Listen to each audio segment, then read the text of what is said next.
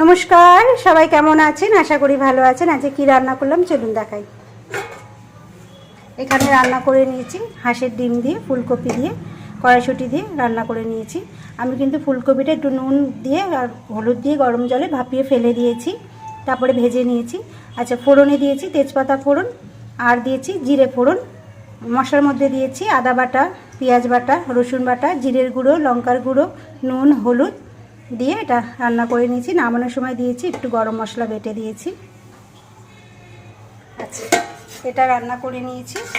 মূলো ছেচকি, দেখুন মূলো ছেচকিটা করেছি আমি, কিন্তু মূলোটাকে একটু একটা প্রেশারে সিটি দিয়ে নিয়েছি।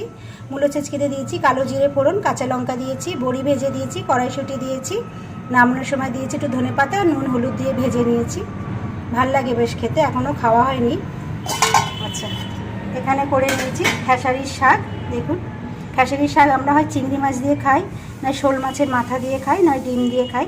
আজকে ডিম দিয়ে ভেজে নিয়েছি। দিয়েছি আমি ফোড়নে কাঁচা লঙ্কা, পেঁয়াজ ভেজে নিয়েছি, তার মধ্যে দিয়ে দিয়েছি ডিমটা, নুন হলুদ দিয়ে ভেজেছি। আজকে একটু হলুদ দিয়েছি, একটু ডিম দিয়েছি, নুন হলুদ দিয়ে ভালো করে ভেজে নিয়েছি। আর এখানে আছে গরম গরম এক হাঁড়ি ভাত। ব্যাস, তাহলে আজ এই পর্যন্তই। এখানে আছে ফুলকপি দিয়ে হাঁসের ডিম, কড়াইশুঁটি দিয়ে মূলো ছেচকি আর খেসারির শাক। ব্যাস, সবাই ভালো থাকবেন, সুস্থ থাকবেন। আবার সবার সঙ্গে পরে দেখা হবে।